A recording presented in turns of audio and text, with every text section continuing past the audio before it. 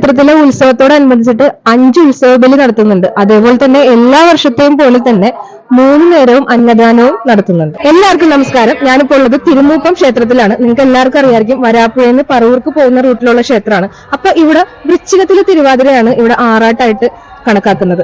ഈ വർഷത്തെ ഈ ഒരു ഉത്സവം നടക്കുന്നത് നവംബർ 29 മുതൽ ഡിസംബർ 6 വരെയാണ്. ഡിസംബർ 5 വലിയ വിളക്ക്. അപ്പൊ ക്ഷേത്രത്തിന്റെ അന്തരീക്ഷം എന്ന് പറഞ്ഞു കഴിഞ്ഞാൽ ഇപ്പൊ ഒരു ഉത്സവത്തിന്റെ ഒരു അന്തരീക്ഷത്തിൽ മുഴുകിയിരിക്കുകയാണ്. അപ്പൊ എല്ലാവരും വന്ന് ഉത്സവത്തിൽ പങ്കുചേരുക.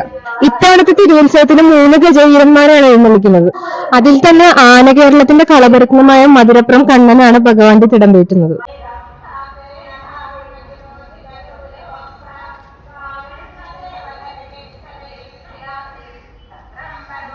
വരാപ്പുഴ പറവൂർ റൂട്ടിലുള്ള ഒരു ക്ഷേത്രമാണ്. വളരെ പ്രസിദ്ധമായിട്ടുള്ള ഒരു ക്ഷേത്രമാണ്. കണ്ടില്ലേ, ഇപ്പോൾ ഇവിടെ ഹൈവേ പണിതുകൊണ്ടിരിക്കുന്നതുകൊണ്ട് നേരിട്ടുള്ള റൂട്ടില്ല, സൈഡിൽ കൂടെ ആയിട്ടുള്ള ഒരു റൂട്ടിലൂടെ കൂടെ ഞാൻ വന്നത്.